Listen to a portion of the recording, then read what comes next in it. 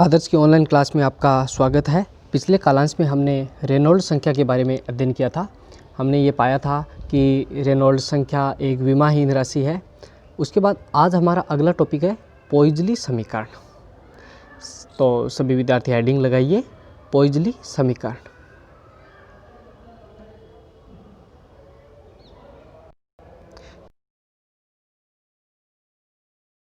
Heading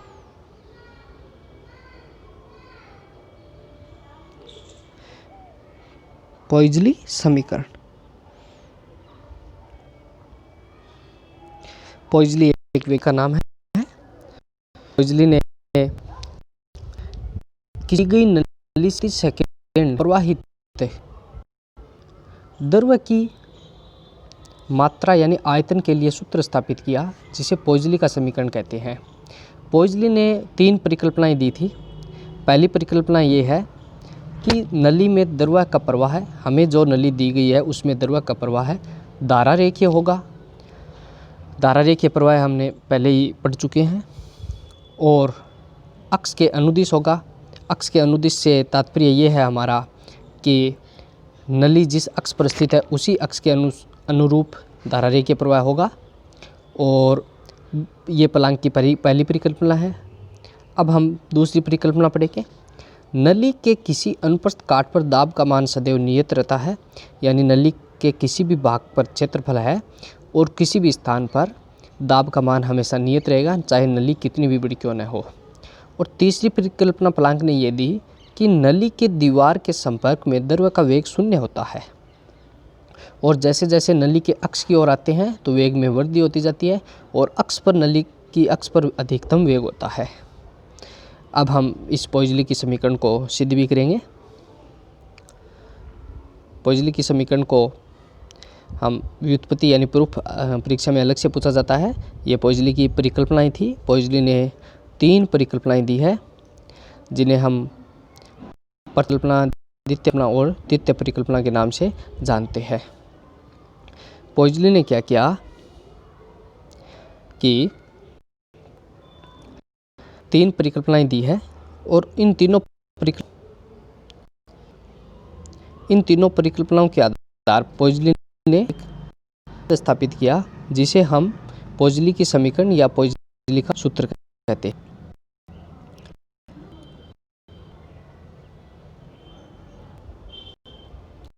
ये पोइजली ने क्या किया, पोइजली ने किसी दी गई नली से प्रति सेकंड प्रवाहित द्रव की मात्रा यानी आयतन के लिए सूत्र स्थापित किया, जिसे हम पोइजली का समीकरण कहते हैं। पोइजली ने 3 परिकल्पनाएं दी थी। पहली परिकल्पना थी नली में द्रव का प्रवाह धारा रेखीय और अक्ष के अनुदिश होगा और यह अचर भी होगा। नली के किसी अनुप्रस्थ काट पर दाब का मान सदैव नियत रहता है और नली की दीवार के संपर्क में द्रव का वेग होता है और जैसे जैसे हम नली के अक्ष की ओर आते हैं तो वेग में क्या होती है, वृद्धि होती है। वह अक्ष पर यह वेग क्या होता है, अधिकतम हो जाता है। अब हम व्युत्पत्ति की। अब हमारे पास एक बेकार नली होगी, उसका नाम मान लीजिए LM है और लंबाई L है। बेलनाकार नली की लंबाई L है और इस बेलनाकार नली की त्रिज्या है। इसमें एक द्रव है जिसका घनत्व है रो। घनत्व कितना है, रो। वो धारा रेखीय प्रवाहित हो रहा है और मान नली पर नियत दाब P है। नली पर एक नियत लग रहा है, P लग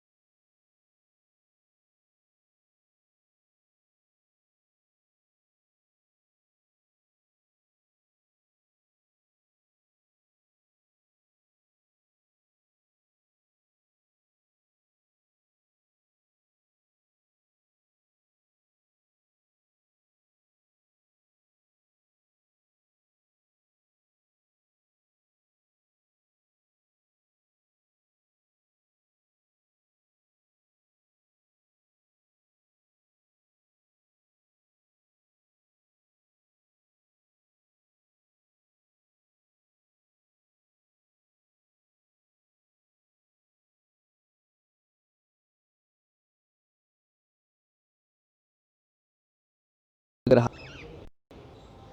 नली पर है ना दाब P लग रहा है। आपको चित्र में एक नलिका दिख रही है।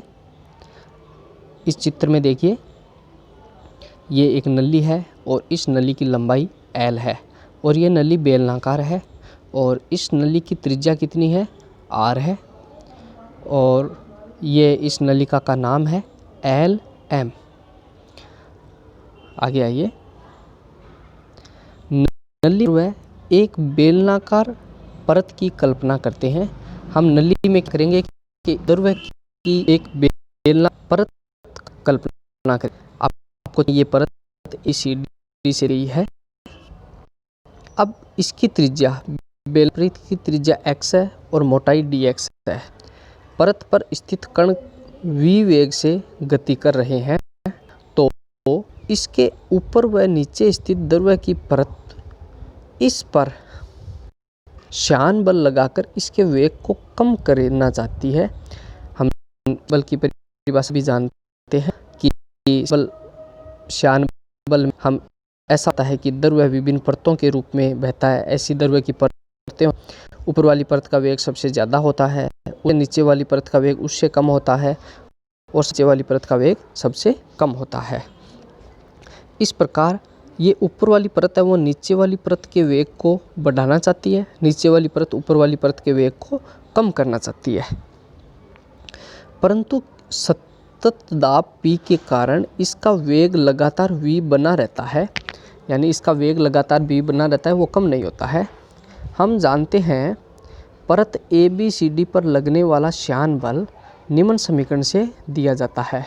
हमने श्यान बल के बारे में पढ़ा है। श्यान बल का ये सूत्र होता है। श्यान बल हमने न्यूटन का सूत्र व श्यानता गुणांक नामक टॉपिक में पढ़ा था। श्यान बल को हम FV से रिप्रेजेंट करेंगे और वो उसका मान होता है minus eta into area dV/dx।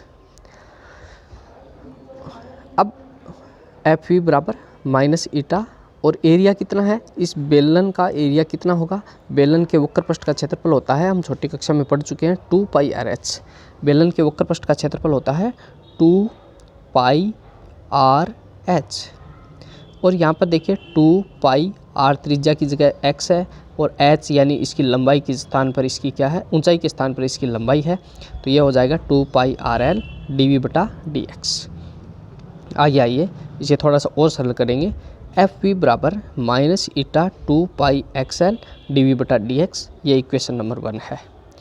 तो इस पर आरोपित बाह्य बल कितना हो जाएगा, F' से रिप्रेजेंट करेंगे और बाह्य बल क्या होगा, P × πx², यानी उसका क्षेत्रफल है, उस क्षेत्रफल को दाब से मल्टीप्लाई कर देंगे। साम्य अवस्था में क्या होगा, ये आरोपित बाह्य बल और श्यान बल आपस में क्या हो जाएंगे, बराबर हो जाएंगे।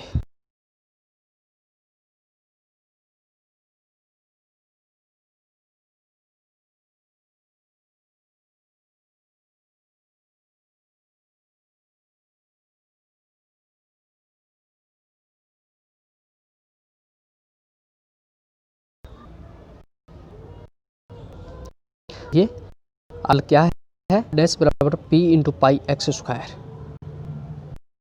F' बराबर P × πx²। इस समीकरण नंबर में अवस्था में कि हम जानते हैं समीकरण 2 आपस में बराबर, FV' बराबर हो जाएंगे। नंबर 1 से हम FV यानी श्यान बल का मान रख देंगे और समीकरण नंबर 2 से हम बाह्य बल F' का मान रख देंगे। दोनों इक्वेशन को बराबर देंगे, ये पाई हम काट देंगे और इस x से ये स्क्वायर कट जाएगा। इसके बाद हम आगे सरल करेंगे।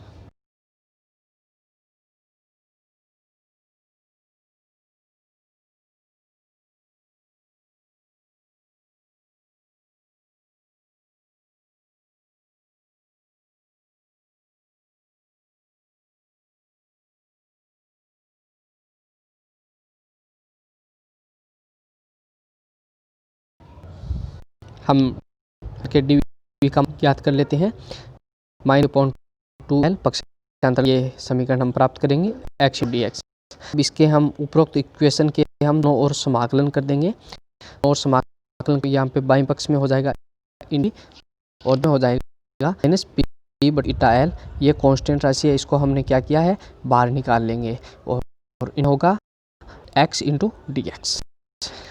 और x का समाकलन 1 इंटू मान लेते हैं, इसका समाकलन क्या होगा, v होगा। और बराबर माइनस इटा एक्स स्क्वायर प्लस 1। एक्स का समाकलन क्या होगा, एक्स स्क्वायर बटे 2। ये बटा 2 बाहर वाले मल्टीप्लाई होके 4 बन जाएगा।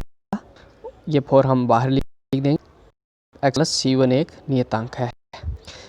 अब x बराबर r पर ये हमने बेलनाकार परत माननी है। उस परत की त्रिज्या अगर बाह्य त्रिज्या r के बराबर हो जाए तो वेग क्या हो जाएगा, 0 हो जाएगा। क्योंकि हम जानते हैं पॉइज़ली ने कल्पना दी थी कि द्रव्यकों पर वेग 0 होता है। तो बराबर r पर v बराबर 0, ये इक्वेशन, इसमें इक्वेशन में यहाँ पर v के स्थान पर 0 होंगे और स्थान पर r रखते हैं तो हमें नियतांक C1 का मान प्राप्त हो जाएगा। 0 बराबर माइनस x के स्थान पर हमने r लिख दिया, r स्क्वायर और इटा l प्लस। यहाँ से C1 का मान कैसे प्राप्त होगा, ये माइनस की राशि है, दाएं पक्ष में आ जाएगी तो यह प्लस की हो जाएगी, पी आर स्क्वायर बटा 4 इटा एल, समीकरण नंबर 4। अब ये समान हम इस उपरोक्त इक्वेशन नंबर 3 में रख देंगे। उपरोक्त नंबर 3 में रख तो ये इक्वेशन नंबर 3 है।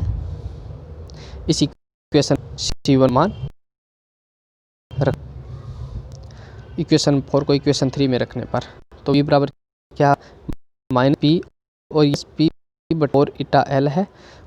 और एक्स स्क्वायर के स्थान पर C1 का मान जो ही हम रखेंगे, पी बटा 4 इटा एल दोनों में से कॉमन ले लेंगे और ये ब्रैकेट में बचेगा r square minus x square, equation number 5। अब dx मोटाई है, वो dx मोटाई वो अल्फा है।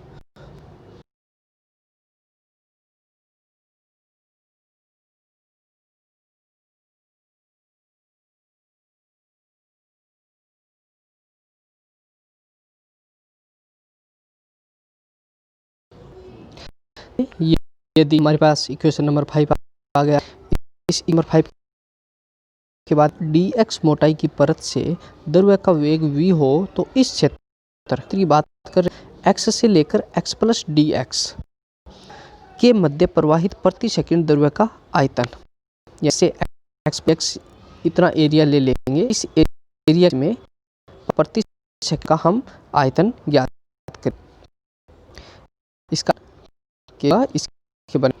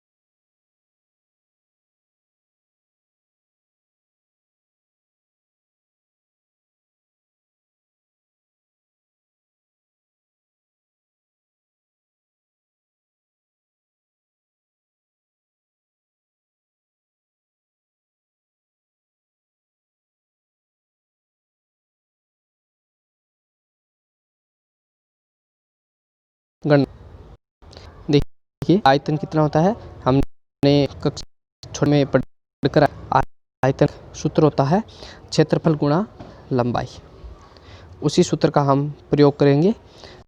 अब क्षेत्र वेग, ये है क्षेत्रफल वेग। हम dv बराबर एरिया के स्थान पर 2 पाई x इंटू डी एक्स रख देंगे, इसका एरिया रख देंगे बेलनाकार का, इंटू v है। dv बराबर हो जाएगा 2 पाई x dx और v का मान हम इक्वेशन नंबर 5 से रख देंगे 4 टाइम माइनस एक्स। तो dv का मान हमारे पास क्या आ जाएगा, p इस 2 से ये 4 कट जाएगा 2 टाइम्स बार और ऊपर बचेगी x square second two dx बटे 2 ईटा एल। और अतः नली से प्रवाहित प्रति सेकंड द्रव्यमान कितना हो, इसका हम समाकलन कर देंगे। तो इसका समाकलन आएगा